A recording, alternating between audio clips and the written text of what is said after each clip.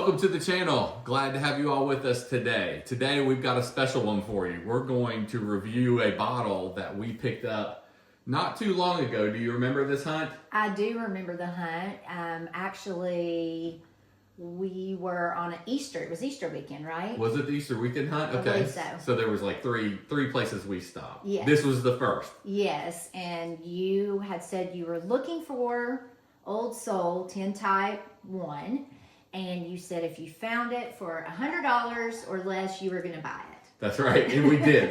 First place we saw it, we found it at 640 Liquors in Knoxville, Tennessee. It's kind of north Knoxville, but I was so excited. It was $99.99. That's right. As long as I got it under 100, that's what I was worried about. Yeah. So that was fun. Yeah. That was a fun hunt. It Go was. back and check out that video if you haven't seen it. Yeah. But let's get into this review and talk about this a little bit.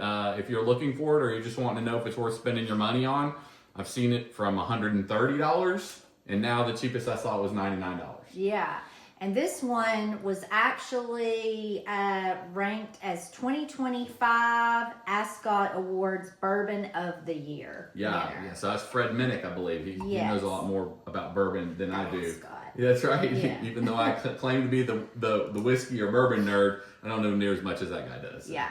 But we're going to review this for you and have fun and talk about it a little bit. So here we go.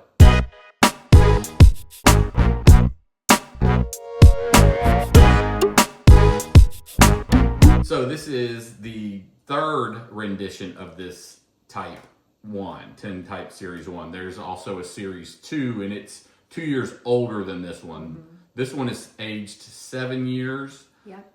It is 121.8 proof, which is really good. And you can see, I really like the labels on that. Yeah. So that is the whole Old Soul, and the people who bottle it, Cathead Distilling, they're just really have these heritage roots in music, in the blues in particular. Yeah. And so this particular picture is of Captain Luke Mayer.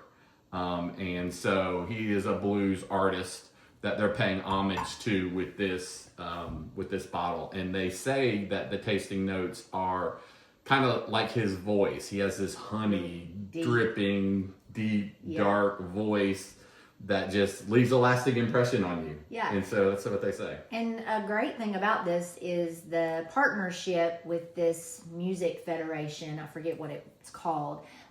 Music Maker? I don't know. Yeah, Music Maker Foundation. Something I think you're like right. that. But a portion of all the proceeds from the sale of these bottles actually goes back to that federation. So, it's helping. Yeah, that's really good. Southern type music roots. Right. I don't know if we mentioned, but it is in GP. It right? is, yes. And so it's got a 75 corn, 21 rye, and 4% malted barley. That traditional MGP mash build at 7 years old. So right. But I love that stuff. In Mississippi. Bottled and aged in Mississippi, so that Mississippi humidity and heat, they claim that really sets this apart. Yeah. As you can see, I cheated. I've already had a little bit of that. I have not tried it. She has not. I got so excited when we it. bought it. So let's go ahead and give it a shot. You think? Yeah. Another cool. Well, hold on for the cork pop. Oh yeah. Another little cool tie-in. Cathead. Mm-hmm. The word cathead is used in blues circles to talk about other blues musicians that are really good at their trade. It's kind of a compliment. So they tied in even the name of the distillery there into their heritage with the blues. I love it. So if you got blues playing in the background and you like to sit around and drink a little whiskey, you might think about picking up one of these. So. Yeah. Oh, so look at that color. That color just looks beautiful. It is really I can see humidity and heat right there in the color. And, they say that 7 years in Mississippi is like equivalent to 10 to 12 years in Kentucky. Oh yeah. Right. That's what they say. I don't know. So maybe. Let's see. It definitely probably gets a lot hotter. Kentucky has all those seasons. Yeah, absolutely. Okay, man, it looks beautiful. Keeps that dark, rich honey color in it, right? Yeah, it does have a very nice honey amber color. So. It's got some good legs on it there. A lot of these recent ones we've tried, they just leave that solid. I know. line around the top, just letting you know they're thick and gonna coat, right? Yeah. Drinking out of our Bardstown Bourbon Company. Yeah. One carries big. I love how big the mouth is on those. Lets you really get a sense of the bourbon. Yeah. Okay, smells yummy. It does. 122 proof, and I'll say I actually got a little bit of that alcohol in it. Yeah, I can absolutely. smell the heat. It does smell very rich, very dark. Very deep, stone fruity. Yeah. Yeah.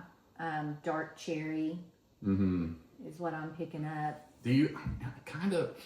It is a high-rye mash bill. is. It's not the highest I've had at 21% rye, but I do get some baking spice in there. For sure. And I mean, just your typical caramel notes is really, really coming through on it. Yeah. So Uncut, unfiltered. I don't know if we uncut, said that. unfiltered. So, all right. I expect it to be a little hot. Let's give this thing a try. Cheers.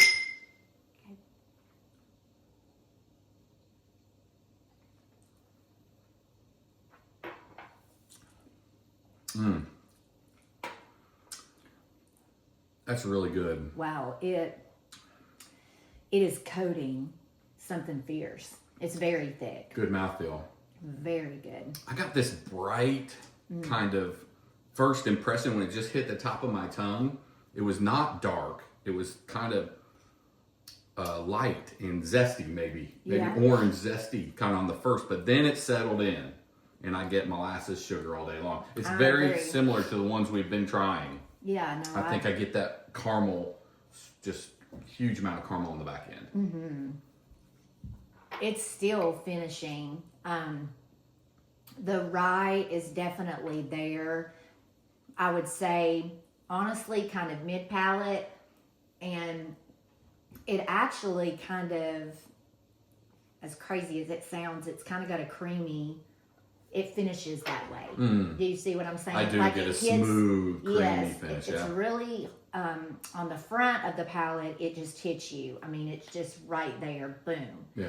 Fast. And then it just kind of lingers, but it's a kind of like a creamy mouthfeel. It really like is. It. Yeah, I agree with that 100%. But we got to go in for a second sip because that was our first sip of the day. It was. So, you really got to flesh it out with the second sip. All right. Let's give it another shot.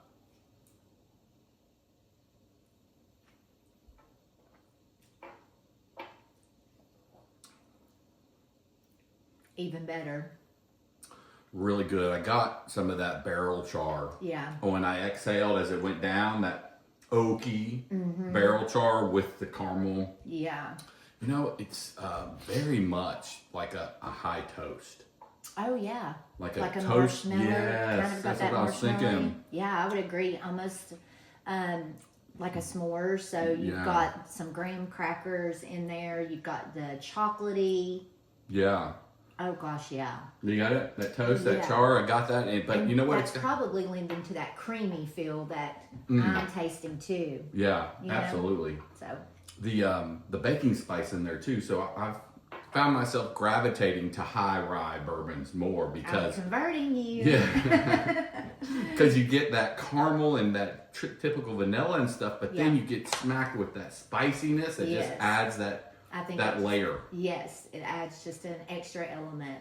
Yeah. Which is why I always gravitate towards the ryes myself. But absolutely. Well, I love it. Another great pour. And I'm super excited about this, to have this in my bag to share. Now we've got to look for the tin type 2. Oh, tin type 2. Absolutely. and Well, I remember it was there. We just didn't get it. There, but we've got to, in due time. Okay. But I think it would be good to compare both of them together and see how that additional 2 years, lends to it. And I would imagine you're going to get a little more oak on the tin type 2, but who knows? But that could be something that we could do next. Yeah. All right. So let's finish this up with out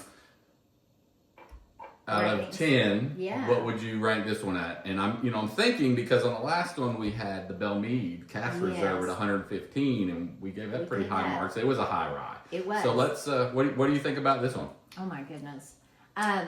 This is delicious, and I think the Bell Mead, I might have given it an 8.5 or something like that. Which I was saying that was superb. And actually, I probably could have ranked that a little bit higher. Okay. Thinking back to it, because I really love that bottle. But I would say this is stellar, and I would say an 8.8. Oh wow, you're getting into the decimal points. I know. Okay. And for the value, I mean, for $99, $100, I mean, for MGP, Yeah. it's not bad. Okay, yeah, I agree. Again, this is very much in the same vein as the Bell Mead Cask Reserve. It's the Yeah, high-rye. If you remember, the color was very similar. The legs, the flavors are very similar. I think I gave the Bell Mead a 9. Yeah. I really liked it. Yeah. I'd like to go back and put them together and maybe do a tasting between them, because I'm not picking out a lot of the nuances that if I had them both to try, I might. Yeah. I would say this is definitely a buy, especially Absolutely. at $100 or less. Yes. Definitely worth it, especially if you're a blues person and you want to support the cause. Go get this. Yeah. That Music Makers Foundation sounds like a great charity, and get a great bourbon and support a great cause. Yeah. And Cathead Distilling, their story about the Mississippi humidity, it came through. It's thick and rich and vanilla. They're doing a really good job. They are. So I'd give this probably, right now, without having side by side, I'd give it the same as I gave the Bell Mead. I'd say it's about a 9. It's That's very fair. good. Yeah. So that's where I ended up. So awesome. Go get you a bottle of this, or let us know if you've had it, what you thought about it. Hey, we really appreciate you joining the channel and coming in and watching us to the end. If you like this content, hit that like button, subscribe. We're trying to grow our subscriber base and grow this channel and bring more things to you that are interesting. We'll try to get out of the vein maybe of the high-rise next time. Let's get something a little different and try that out. What do you think? Absolutely. I'm all for it. All right. Until next time, can't wait to see you, and join the Bourbon Barrel Alliance.